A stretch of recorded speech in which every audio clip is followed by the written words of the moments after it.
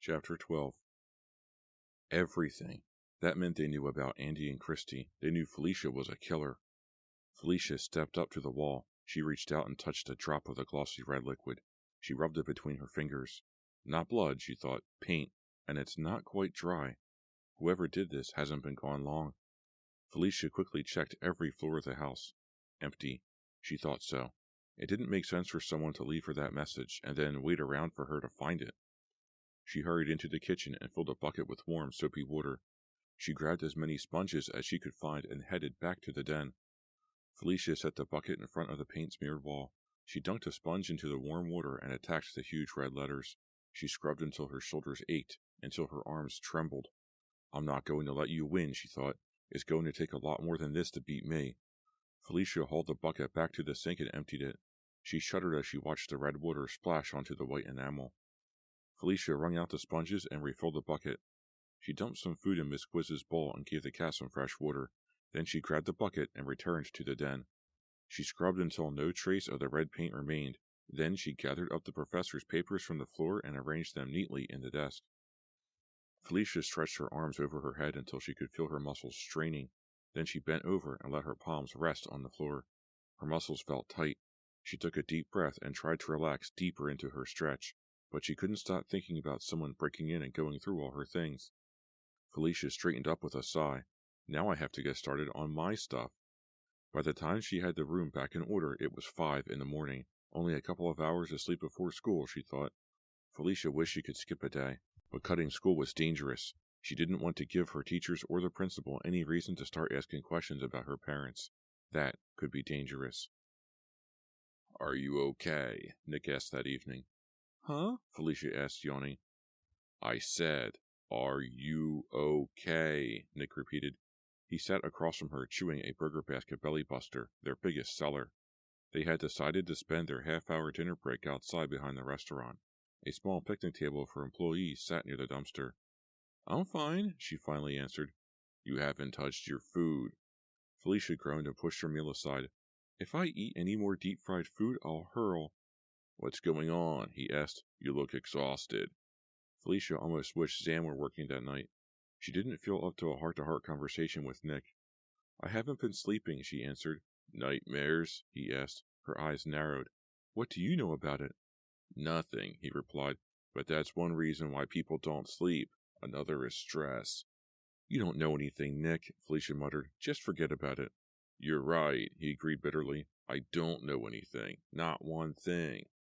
Felicia glared at him. He ignored it. He reached out and grasped her hand, squeezing it tight. Tell me what's wrong, he demanded. I'm a runaway, Felicia said simply. Nick nodded. I know, you told me that. Yeah, but it's not that simple. So confused me. My parents are dead. My dad died about 10 years ago. Felicia fought to keep her voice steady. What about your mom? She died giving birth to me, Felicia replied. Nick didn't say anything. I hated living with my Aunt Margaret, Felicia continued. She meant well, I guess. And I love her. She's my family, you know. She's my father's sister, but we argued all the time. So, he replied cautiously, that's why you left. She nodded. That's cool, Felicia. No, Nick, she interrupted. No. What? There's more. More. Much more. Felicia shifted uncomfortably. She had a hard time meeting Nick's gaze. It's okay, Nick assured her. I was part of something back there, she said. Something at the local college that no one knew about. Nick leaned forward. What kind of thing? An experiment in their psych department. They were sort of testing me. Testing you, Nick repeated. For what? Felicia paused for a moment. She couldn't help grinning. What's so funny? This is, she replied, laughing nervously. I mean, it's so outrageous. I can't believe I'm sitting here about to tell you all this. You'll never believe it. Nick laughed with her. Come on, Felicia. You're killing me here. What is it? Felicia took a deep breath. They were mind experiments, Nick, but not the kind in any textbook. I don't get it, Nick replied. I can't tell him, Felicia realized. I want to, but I can't. He'll think I'm some kind of freak. The doctors thought they could find out things about the brain or something, Felicia told him quickly. I didn't really understand what they wanted, but for some reason I was the one they wanted to test. Don't ask any questions, Felicia silently begged him. That doesn't make sense, Nick declared angrily. Don't they need consent for that sort of thing? They got consent from Aunt Margaret. She thought it was good for me, Felicia sighed. She felt better now that her lie was in place and running smoothly. Anyway, I had to get out of there. The doctors wanted me at the lab almost all the time. I lost all my friends. I missed my father. I couldn't take it. I had to run. And now? This, she replied, gesturing to the surroundings. Shady sighed. A new identity? A new life? She pulled his hand closer. A new friend?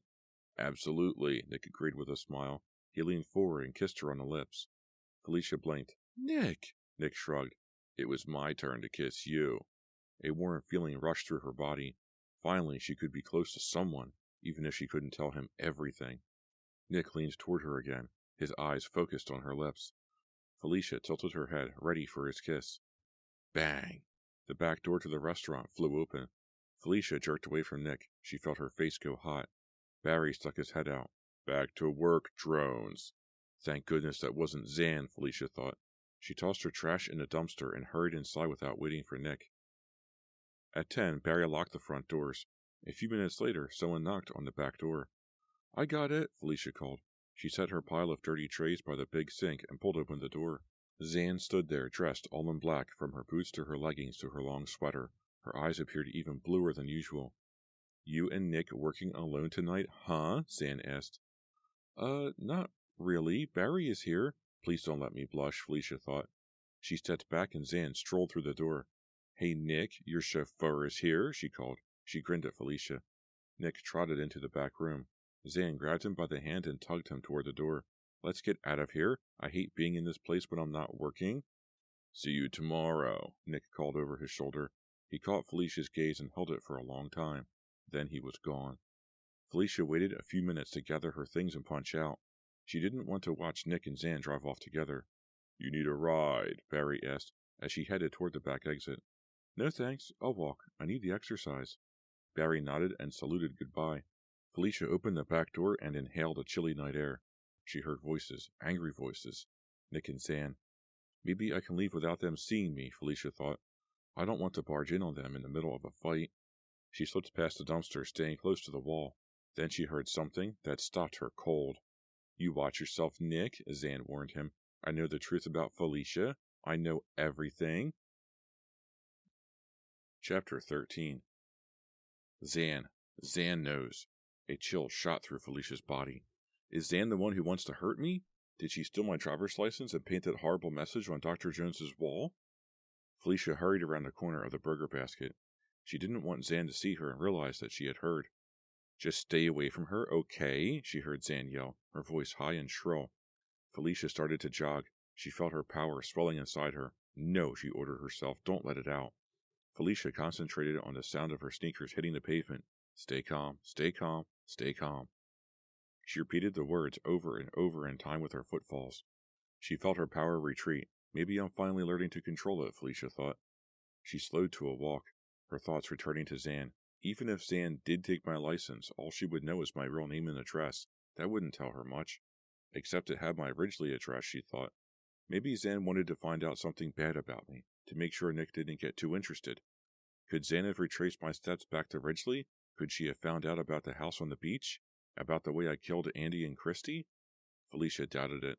Hardly anyone in Ridgely knew about her powers. The police did, because they talked to Dr. Shanks and the others, but they wouldn't go around telling people she knocked down a building with her mind. That was top secret stuff.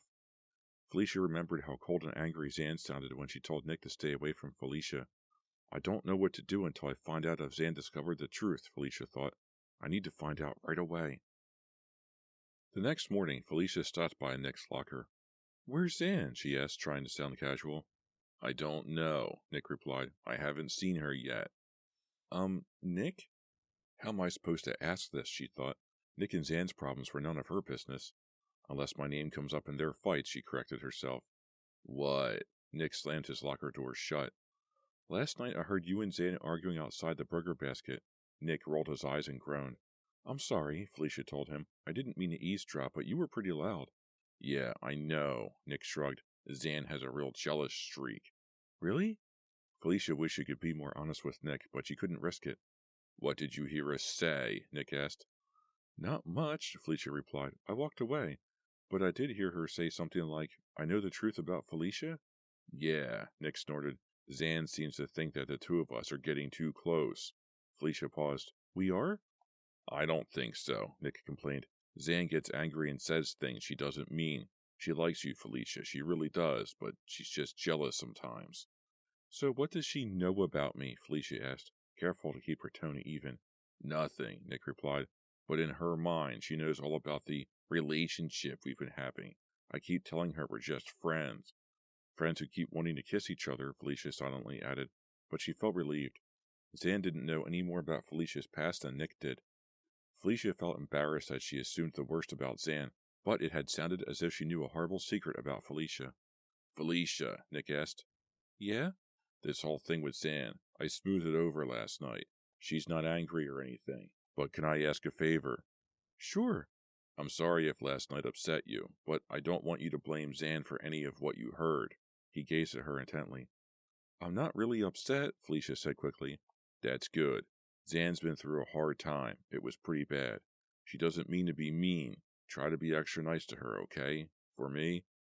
Am I allowed to ask what kind of a hard time she's had? Nick shook his head. Actually, no. Hey, come on, Nick, Felicia pressed. I trusted you with a lot last night. Don't you think you can trust me now? Of course I trust you, Nick insisted. And you trust me, right? I just said I did. Well, so does Zan, Nick shot back. If she wants you to know, she'll tell you herself. I'm sorry, Nick. You're right, Felicia told him. That's okay. You're a good friend, Nick told her. Felicia managed a stiff smile. She wished things could be different. She wished she and Nick could be more than friends. But he had a girlfriend, a jealous girlfriend, and Felicia had too many secrets.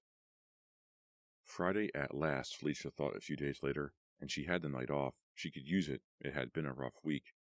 She opened the door to her locker and pulled out the book she needed before lunch.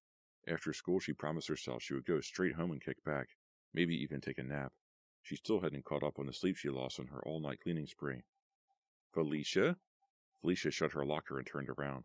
Zan stood watching her. Hey, how's it going? Felicia felt weird talking to Zan now that she knew how Zan felt about her and Nick. Great, Zan answered. I've been wanting to talk to you all week, but I didn't get a chance. Do you have a minute? Sure, Felicia replied, but not much more than that. My first class is on the other side of the school. I wanted to find out if you're doing anything tonight. Zan pulled a red scrunchie out of her shiny black hair, smoothed down her ponytail, and put it back in again. Nothing much. I hope she doesn't want to trade shifts, Felicia thought. I'll beat. Want to come over and spend a night at my house? We can rent some movies or something? Felicia wanted to say no. An evening with Zan didn't sound exactly relaxing, even though Zan seemed perfectly friendly. But she remembered what Nick said about being nice to Zan. Sounds good, Felicia answered. We never get a chance to talk, except over the deep fryer. Zan grinned. It will be fun, she assured Felicia. Come any time after dinner? She waved and walked off down the hall. Maybe it will be fun, Felicia thought as she headed for class. I haven't hung out with another girl for so long. Not since Debbie. Felicia swallowed a lump in her throat. She missed Debbie. Missed their sleepovers, talking half the night, eating junk food. But now I have Zan, she told herself. Now I have new friends. Felicia arrived at Zan's about 8:15. Zan's house was huge, even bigger than the professor's. She liked the dark green trim around the windows, and the balconies overlooking the manicured landscape of evergreen shrubs and tall, sprawling oak trees. The tall, wrought iron gate swung smoothly on its hinges when Felicia pushed it open. Each bar of the fence ended at a sharp point at least an inch thick. Wow, Felicia thought. No one's getting over this fence without a fight. She hurried up the walkway and rang the bell. Great house, Felicia said when Zan opened the door. Thanks, Zan replied. My parents are fanatics about it. They work on it constantly. Zan led the way inside and Felicia met her parents for all of 15 seconds. They were on their way out and wouldn't be home until late. Good, Felicia thought. Now she wouldn't have to come up with answers about her parents or where she lived before. Let's go up to my room, Zan said when they left. She climbed up a long flight of stairs, Felicia right behind her. Zan pulled open the first door on the left. Whoa, Felicia thought. Her room is amazing. A massive king-size bed sat against one wall, with a matching desk and dresser across from it. A pair of French doors led out onto one of the balconies Felicia had seen on her way in. Zan, this is without a doubt the coolest room I have ever seen. Thanks. Zan popped in a CD and cranked up the volume. Do you have any brothers or sisters? Felicia asked. Nope, Zan replied. It's just me, and I like it that way. What about you? Me neither. Felicia pulled a video from her backpack and tossed it to Zan, a copy of The Bird she found at Dr. Jones's. It's Hitchcock, Felicia told Zan. Have you ever seen it? Is it any good? Awesome, Felicia promised. It'll scare you to death. Cool, I'm all ready. I made popcorn and everything. I even got those chocolate-covered raisins. Zan popped the tape in and shut off the music. This is much better than staying at home with only Miss Quiz for company, Felicia thought. If I eat any more popcorn, I'm going to blow up, Felicia moaned when the movie ended. I can't believe you put away 2 bowls, Zan replied. It's weird. When a movie comes on, I pig out. I can't help it. You want some more soda? Zan asked. I'm going. Sure. I'll nuke some cheese and salsa too, Zan said. Mom told me to make sure I give you some real food. I'm going to burst. Be back in 5. Felicia stood up and wandered over to Zan's bookshelf. A few bestsellers, some classics, some ancient children's books. Then she noticed Zan's Shady Side High yearbooks. She pulled down the one from Zan's sophomore year and plopped down onto the bed. Now I get to see how dumb everyone looked back then, she thought.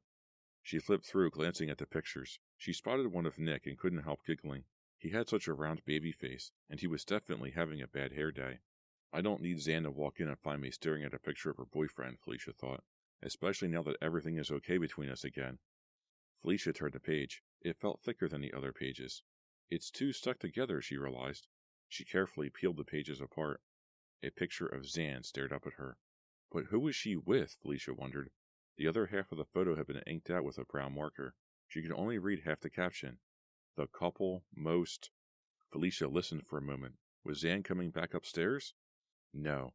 I'm being a total snoop, she thought, but I'm not really hurting anything. Felicia wet the tip of her index finger and gently rubbed at the ink. It felt crusty. She rubbed harder. The ink started coming off at her fingertip, but she couldn't see underneath. She couldn't see who Zan was with. Felicia shot a glance at the door. I should put this away, she thought. Zan obviously doesn't want anyone to look at this picture, but she felt so curious. She couldn't stop now. Felicia spit on the page and spread the saliva around. Then she smelled it. A metallic smell like a handful of pennies. Felicia knew that odor. She smelled it the day she uncovered the torn bodies of Andy Murray and Christy List. She raised her fingers in front of her eyes. A glistening red substance covered them. Not brown. Red. Felicia's breath caught in her chest. This stuff isn't ink, she thought. It's blood. Chapter 14. Felicia heard footsteps on the stairs. Zan! She shoved the yearbook shut and shoved it back into the bookshelf where she found it. Uh-oh. Zan will see the blood on my fingers. Felicia darted to the bedroom door. She needed to find a bathroom and wash up. Felicia jerked open the door. Zan stood there with a big plate of nachos and 2 Diet Cokes balanced in her hands. Thanks, Zan said. I think I tried to carry too much stuff at once. Felicia forced herself to smile. She balled up her blood-stained hand into a fist at her side. I need to use the bathroom, Felicia said. Zan set down the nachos and popped open a can of soda. It's right next door. Be right back, Felicia replied. She hurried into the bathroom and locked the door. She let out a big sigh. What would Zan have done if she caught me staring at that photo, Felicia wondered. She turned on the hot water and let it run for a moment. Then she squirted some liquid soap on her fingers and scrubbed them until they felt raw. How did Zan get enough blood to cover half that picture? Did she cut her finger and let it bleed on the page or something? Felicia shuddered. Definitely a bad breakup, she thought. She shut off the hot water and turned on the cold. She splashed her face a few times, then dried it with a pale peach guest towel. She gazed around the bathroom. No blood left in the sink, nothing on the towels. Cool. She returned to Zan's room. Hurry up, Zan urged. This stuff's getting cold. Felicia picked up a chip covered in gooey cheese and salsa. Her stomach lurched. She kept remembering that metallic blood smell. You have to eat at least a few, Felicia told herself. Zan will think it's weird if you don't. She popped a chip in her mouth. Warm goo ran down her chin. Yuck. So, Felicia asked casually, how long have you and Nick been going together? Since freshman year, Zan replied. Well, that's a long time, Felicia commented. She's lying, Felicia thought. I know they haven't been together that long. The part of the yearbook caption she could read said, the couple most. So unless Zan and Nick had a big fight and then made up, Nick couldn't be the other half of the couple in the picture. Yeah, I know, we fight and everything, but I really can't get along without him. That is so great, Felicia said with genuine envy. I hope I meet someone as nice as Nick. There are other guys at Shadyside High, Zan commented. You have to get out more, that's all. That's for sure, Felicia agreed. I sure won't meet them at the Burger Basket drive-thru window. Oh, I don't know. That guy in a big 4x4 the other night was a real winner, Zan said sarcastically. I came this close to asking him out, I swear, Felicia said, rolling her eyes. He was cute, Zan insisted. Haven't you ever wondered what it would be like to date a guy like that? Fat, dark, and sweaty? Pass, Felicia answered. So what kind of music do you have? Zan gestured to a rack of compact discs. Pick one. Felicia crawled over to the stereo and scanned the titles. She couldn't stop thinking about that yearbook picture. What happened to make Zan cover the guy's photo in blood? It had to be bad. Maybe something to do with the hard times Zan had been through. What happened to her, Felicia wondered. What is Zan's big secret? Felicia wandered through the rows of books in the school library on Monday morning. I shouldn't be doing this, she thought. I should be searching for the books I need for my history paper. But she had something else in mind. She wanted to find the old school yearbooks. She wanted to study the pictures she found at Zan's last week, see if she could figure out why Zan had smeared blood over the guy's picture. There they are. Felicia spotted a Shady Side yearbook collection against the back wall. She scanned the spines for the year she wanted. Yes. Felicia pulled out the book from Zan's sophomore year. She flipped through it until she hit the page she wanted. This time she found no blood, no pages stuck together, only the musty smell of aging paper, and a portrait of Zan arm in arm with a handsome blonde-haired guy. Felicia read the complete caption. Alexandria McConnell and Doug Gaynor, the couple most likely to last forever. Doug Gaynor, she thought. I was right. Zan and Nick haven't been together since freshman year. Doug Gaynor. She didn't recognize his face, but the name sounded familiar. He wasn't in any of her classes. Where did she hear of him? A chill flooded Felicia. Now she remembered. She remembered exactly how she knew that name. Felicia slammed the yearbook shut. Then she ran from the library without signing out. She didn't stop until she reached the second floor. A small wooden bench stood halfway down the hall. Felicia strode over to it, her heart hammering in her chest. She raised her eyes to the brass plaque over the bench. It read, In memory of Douglas Gaynor. Her heart pounded harder. It felt as if it might explode. He's dead, she thought. Zan's old boyfriend is dead. Chapter 15. Zan said you two had a good time Friday, Nick commented. Felicia and he wandered over to the school parking lot. They both had to be at the Burger Basket in 15 minutes. Zan's shift didn't start for another few hours. Yeah, Felicia mumbled as she climbed into Nick's car. She checked over her shoulder as he got in and started the engine. She glanced back again as he pulled onto the street. She kept hoping she would catch someone following her. At least then she would know who to be afraid of. Nick checked the rearview mirror. What are you looking for? He asked. I'm always a little nervous that someone is watching me, she admitted. Nick jerked his head toward her. Why? He demanded. Should I give him the long answer or the short answer? Felicia wondered. She decided to start with the short one. Well, since I ran away, I've become sort of a con artist. That sounds so bad, Felicia thought. She hoped Nick would be able to understand. What do you mean? Well, you know that house on Fear Street where I told you I live? Yeah. I sort of stole it. I don't get it. How do you steal a house? Nick frowned at her. The house belongs to some guy named Dr. Jones. He teaches at the college. The day I got to town, I overheard this guy say he was supposed to watch the place and take care of Dr. Jones's cat while he's on leave. Let me guess, Nick said. You talked this guy into giving you the job. Nick didn't sound upset or anything. Good. I can be very charming, Felicia informed him. She smiled. And I told him my father knew Dr. Jones. Nick snorted. I can guess the rest, he said. Not only have you been taking care of the cat, you've been taking care of the fridge, the TV, and the sofa, too. You got it. So what? Nick shrugged. You did what you had to do. You're not hurting anything. I don't know what happens when Dr. Jones gets back, but until then, why not? Thanks, but that's not the real reason I'm afraid someone is following me, Felicia admitted. So, Nick finally asked, what is? I think someone from my hometown followed me here. Really? Either that or someone from Shady Side knows about my past. It's one or the other, and I'm trying like crazy to find out which. How do you know? Nick asked. He turned into the Burger Basket lot and parked the car. Did something happen? Felicia nodded. It's now or never, she thought. Go for it. She told Nick all about the burned note in her locker and the red words sprawled on Dr. Jones's walls the same night. If you think I blabbed to anybody all the things you told me, you're very, very wrong, he said firmly. I didn't say you did, Nick, Felicia replied, but someone knows, and I'm scared. Nick put his hand over hers and squeezed. Felicia slid across the seat. She wrapped her arms around him and buried her face in his shirt. He held her tight. His flannel shirt felt warm under her cheek. I could stay right here forever, Felicia thought. It had been too long since someone held her, too long since someone cared about her. You don't have to be afraid, he whispered. She could feel his breath against her hair. I'm here for you, no matter what. Felicia lifted her head and stared into his eyes. Promise? No matter what, he repeated. Then they kissed. It felt so right. Then Nick jerked away. No, Nick muttered. No, I can't do this. Felicia slid away from him. She rolled down the window and stared into the parking lot. The air felt cold against her face. Then she turned back to him. What happened? I love Zan, Nick said. He stared down at the steering wheel.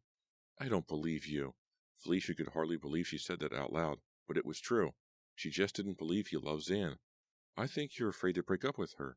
She needs me, he mumbled. She wouldn't be able to take it. She's stronger than you think, Felicia insisted. You shouldn't stay with her out of fear. You don't know anything about it, he shot back, his voice suddenly harsh and cold. So drop it, okay? Okay. After I ask you one more question. I hope he doesn't hate me for this, Felicia thought. She took a deep breath. Does this have anything to do with Doug Gaynor? Nick swallowed hard. What about him? He whispered. You tell me. You really want to know? He asked defiantly. You think you can take it? Yes.